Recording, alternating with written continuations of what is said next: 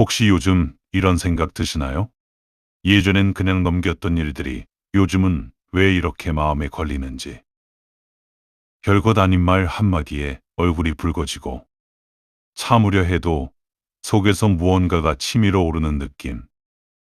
젊었을 때는 오히려 더 단단했던 것 같은데 나이를 먹으면 원숙해진다고 했는데 왜 나는 갈수록 쉽게 화가 나는 걸까? 살다 보면 이런 순간이 옵니다.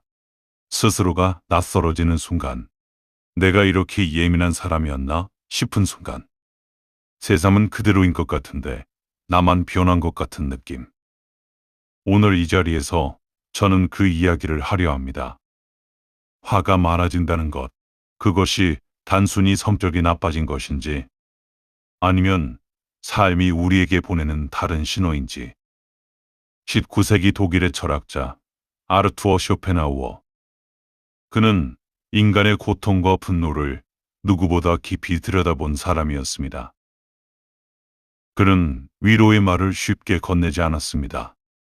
달콤한 희망을 팔지도 않았습니다. 하지만 그의 말은 이상하게도 읽고 나면 마음이 조금 가벼워졌습니다. 오늘은 쇼펜하우어의 눈으로 화가 많은 사람들의 이야기를 해보려 합니다. 그리고 어쩌면 그 이야기가 지금 이 시간을 보내고 계신 당신의 이야기일 수도 있습니다. 천천히 함께 걸어가 보겠습니다. 쇼펜하우어는 말했습니다. 인간은 원하는 것을 얻기 전까지는 불행하고 얻은 후에는 지루해진다. 처음 이 말을 들으면 좀 가혹하다는 생각이 듭니다. 그런데 가만히 들여다보면 이상하게 고개가 끄덕여집니다. 우리는 평생 무언가를 원합니다. 젊어서는 성공을 원하고 인정을 원하고 사랑을 원했습니다. 그것을 얻기 위해 달렸습니다. 그리고 어느 순간 멈춰 서서 보면 이상하게도 가슴 한편이 허전합니다. 얻었는데도 행복하지 않은 이 느낌. 이 허전함은 어디서 오는 걸까? 쇼펜하우어는 이것을 인간의 본질이라고 했습니다. 그는 인간을 움직이는 근원적인 힘을 의지라고 불렀습니다.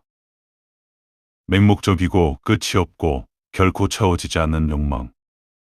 이 의지가 우리를 끊임없이 앞으로 몰아붙이지만 동시에 끊임없이 우리를 불만족 속에 남겨둔다는 것입니다. 인간은 고통과 권태 사이를 오가는 존재다. 원하는 것이 채워지지 않을 때는 고통, 원하는 것이 채워졌을 때는 권태, 그 사이를 평생 왔다 갔다 한다는 것. 이것이 분노의 뿌리입니다. 화는 갑자기 생기지 않습니다. 채워지지 않은 욕망이 누적되고 기대가 배신당하고 그 감정이 어느 순간 폭발할 때 우리는 그것을 화라고 부릅니다. 쇼펜하우어는 이것을 인간의 결함이라고 하지 않았습니다. 인간의 조건이라고 했습니다. 우리 모두가 안고 태어난 피할 수 없는 구조라고. 그렇다면 왜 어떤 사람은 그 화를 더 많이 품고 사는 걸까요? 쇼펜하우어의 관점에서 그 특징들을 하나씩 들여다보겠습니다. 특징 1. 세상에 대한 기대가 아직 남아있는 사람. 문득 이런 순간이 옵니다. 내가 이만큼 했으면 이 정도는 돌아와야 하지 않나. 이 사람이라면 이렇게 해줄 줄 알았는데 세상이 좀 더 공정해야 하지 않나. 이 생각이 스치는 순간 이미 화의 씨앗은 심겨 있습니다. 쇼펜하우어는 말했습니다. 기대는 고통의 설계도라고. 기대가 정밀할수록 그 기대가 빗나갔을 때의 충격은 더 크다고. 우리는 살면서 참 많은 기대를 품습니다. 자녀에게, 배우자에게, 친구에게, 직장에게, 세상에게. 그 기대가 완전히 사라지지 않는 한 우리는 계속해서 실망하고 계속해서 분노합니다.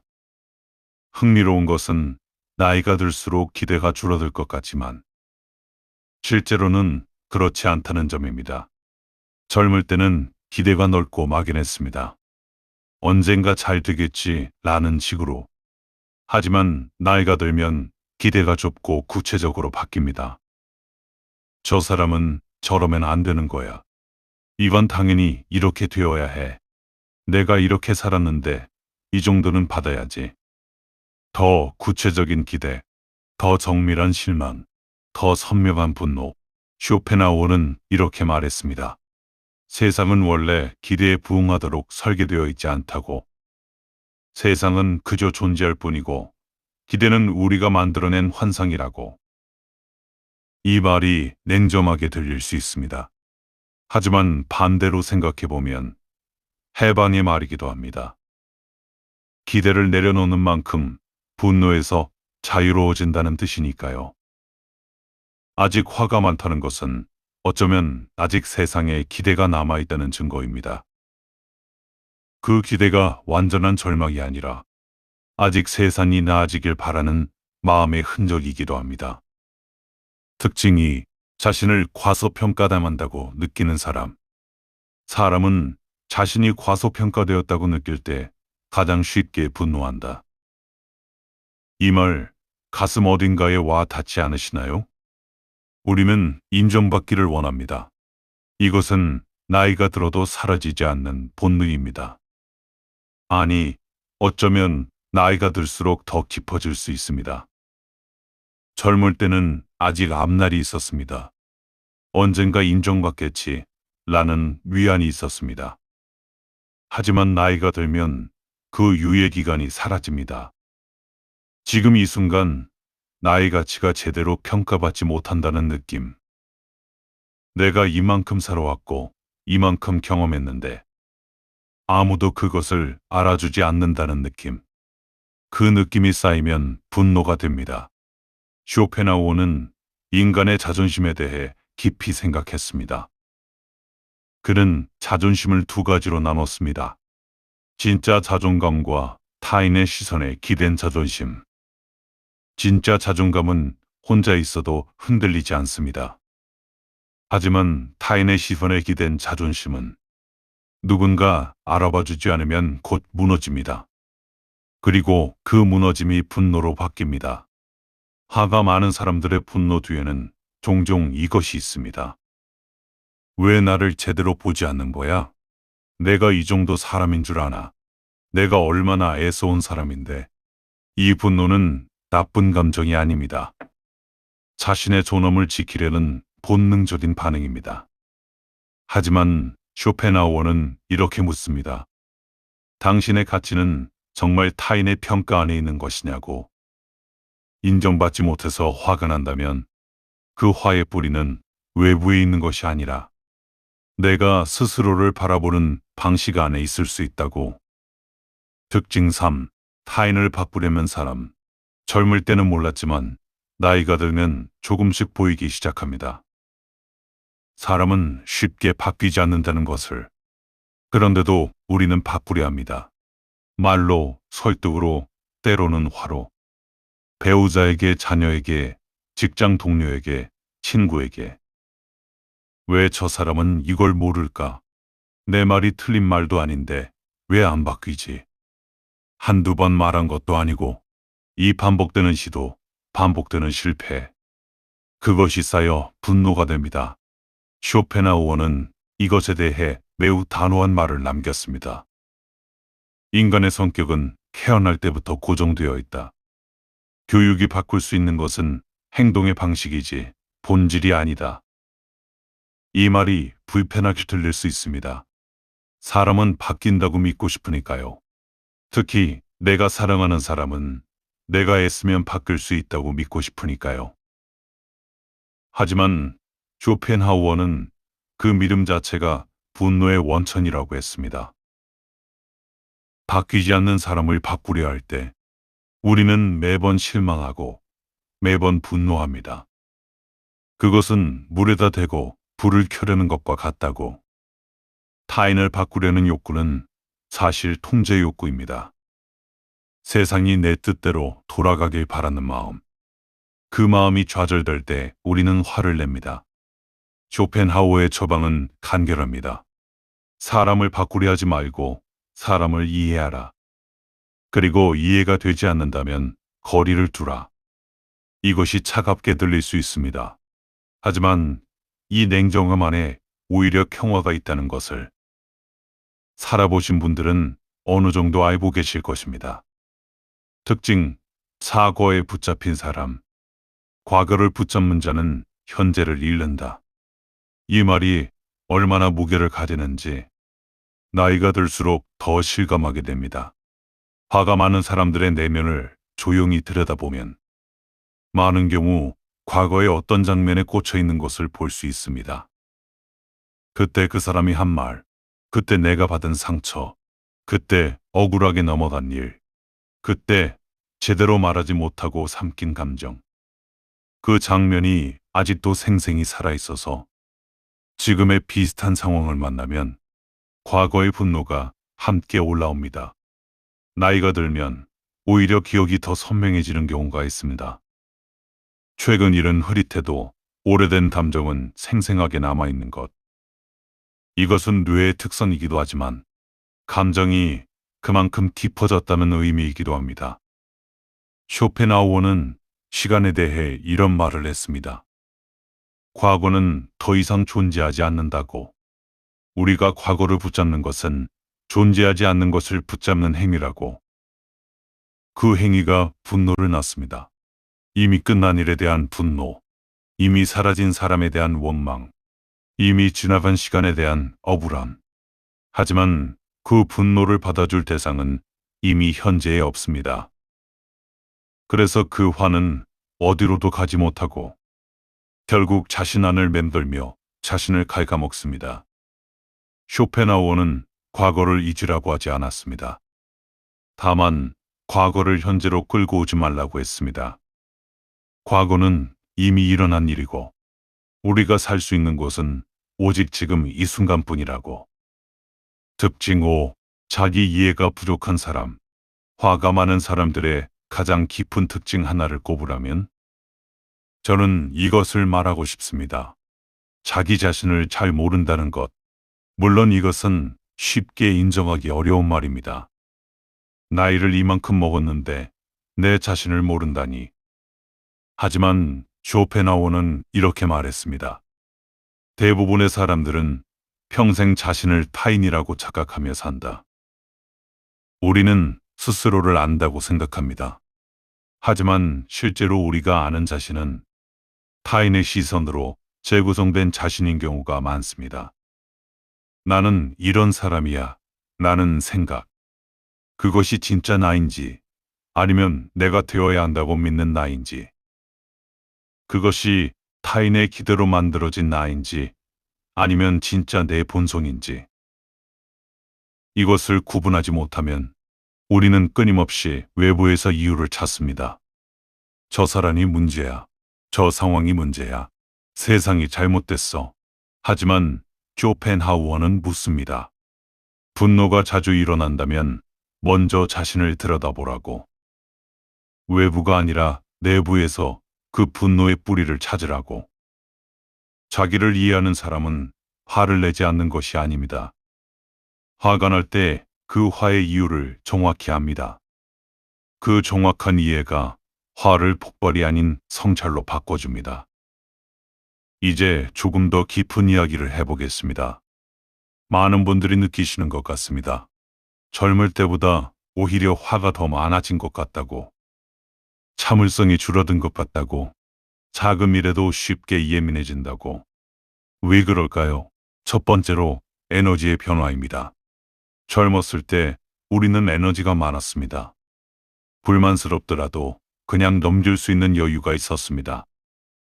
몸이 피곤하지 않으니 마음도 넓었습니다. 하지만 나이가 들면 에너지가 줄어듭니다. 체력이 줄면 감정 조절에 쓸 여력도 줄어듭니다. 그래서 같은 자극에도 더 예민하게 반응하게 됩니다. 이것은 의지의 문제가 아닙니다. 신체와 감정의 연결이 만들어내는 자연스러운 변화입니다.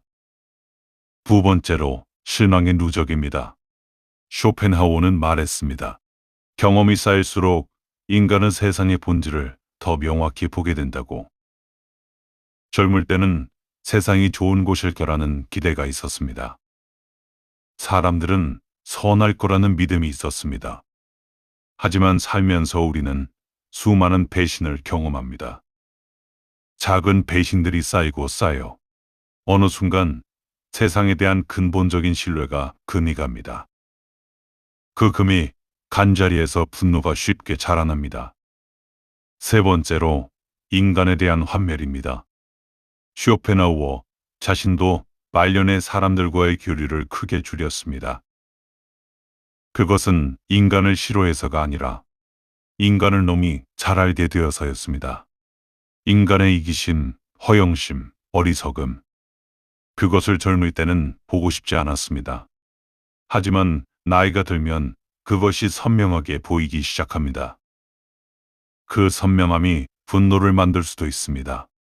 하지만 쇼펜하우어는 그것을 다른 시각으로 보자고 했습니다. 인간에 대한 환멸은 인간 혐오가 아니라 인간 이해가 깊어졌다는 신호일 수 있다고. 세상이 아름다운 곳이 아니라는 것을 아는 것. 사람이 완벽한 존재가 아니라는 것을 아는 것. 그 암이 오히려 더 성숙한 인간을 만든다고. 이제 가장 중요한 이야기를 할 차례입니다. 화가 많아진다는 것을 알게 되었습니다. 그 이유도 조금은 이해하게 되었습니다. 그렇다면 어떻게 해야 할까요? 쇼펜하우어는 분노를 억압하라고 하지 않았습니다. 그는 분노를 지혜로 바꾸는 삶을 이야기했습니다. 행복의 첫 번째 조건은 기대를 낮추는 것이다. 이 말이 처음에는 패배주의처럼 들릴 수 있습니다. 꿈을 포기하라는 말처럼, 체념하고 살라는 말처럼. 하지만 쇼펜하우어가 말한 것은 그것이 아닙니다. 기대를 낮춘다는 것은 세상이 내 뜻대로 되지 않을 수 있다는 것을 받아들이는 것입니다. 사람이 내가 원하는 대로 행동하지 않을 수 있다는 것을, 삶이 공정하지 않을 수 있다는 것을, 그것을 받아들이는 순간 배신당한 느낌이 줄어듭니다. 실망이 줄어듭니다. 분노가 줄어듭니다. 이것은 체념이 아닙니다. 현실을 있는 그대로 받아들이는 용기입니다. 문득 이런 순간이 옵니다. 억울한 일이 생겼을 때 더 이상 왜 이런 일이 나한테라는 생각이 들지 않는 순간. 그냥 그럴 수도 있지라는 말이 자연스럽게 나오는 순간. 그 순간이 왔다면 당신은 기대를 내려놓기 시작한 것입니다. 쇼펜하우어는 거리두기를 철학적 미덕으로 보았습니다. 세상과 거리를 둔다는 것, 감정과 거리를 둔다는 것, 타인과 거리를 둔다는 것, 이것이 차갑게 들릴 수 있습니다. 하지만 거리를 두는 것은 무관심이 아닙니다. 소란스러운 것에 휩쓸리지 않는 능력입니다. 나이가 들면서 어떤 분들은 자연스럽게 이것을 배웁니다. 예전에는 뉴스를 보며 혈압이 올랐는데 이제는 그냥 화면을 끄고 산책을 나가게 됩니다. 예전에는 누군가의 말에 며칠씩 마음이 쓰였는데 이제는 하루 이틀이면 정리됩니다. 이것이 무감각해진 것이 아닙니다. 거리를 두는 능력이 생긴 것입니다. 쇼펜하우어는 이것을 감정의 절약이라고 했습니다. 모든 것에 감정을 쓰지 않고 진짜 중요한 것에 감정을 아끼는 것. 그 절약이 분노를 줄여줍니다. 쇼펜하우어는 평생 혼자 살았습니다. 그는 고독을 두려워하지 않았습니다. 오히려 고독을 성숙의 증거라고 했습니다. 범인은 혼자 있는 것을 두려워하고 현자는 군중 속에 있는 것을 두려워한다. 이 말이 50대 이후의 삶과 맞닿아 있다고 느끼지 않으십니까?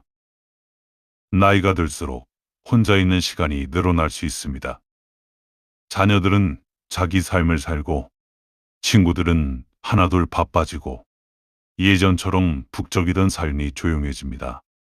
처음에는 그 조용함이 외로움으로 느껴질 수 있습니다. 하지만 쇼펜하우어는 말합니다.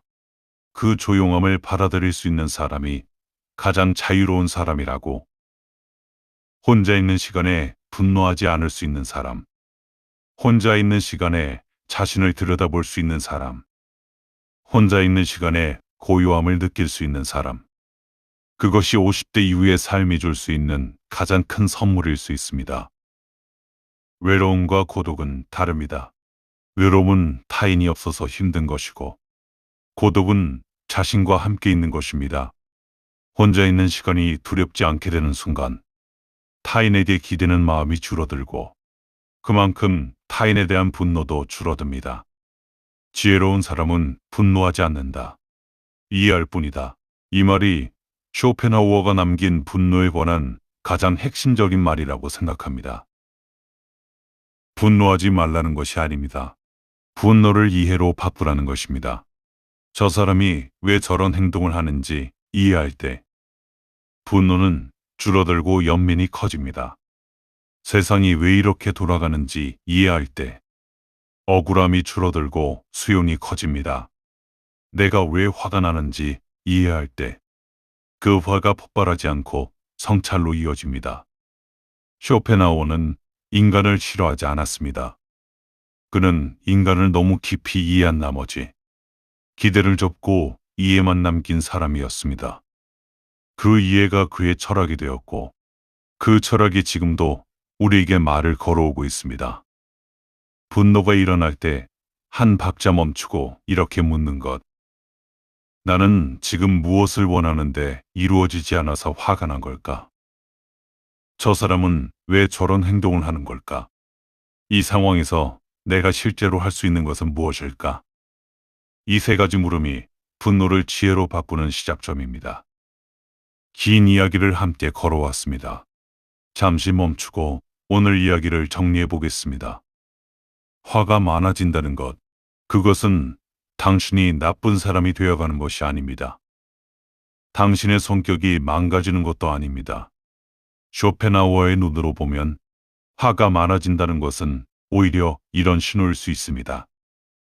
세상을 더 선명하게 보기 시작했다는 것, 인간의 본질을 더 깊이 이해하게 되었다는 것, 그동안 무의식적으로 품고 있던 기대들을 이제는 하나씩 직면하고 있다는 것.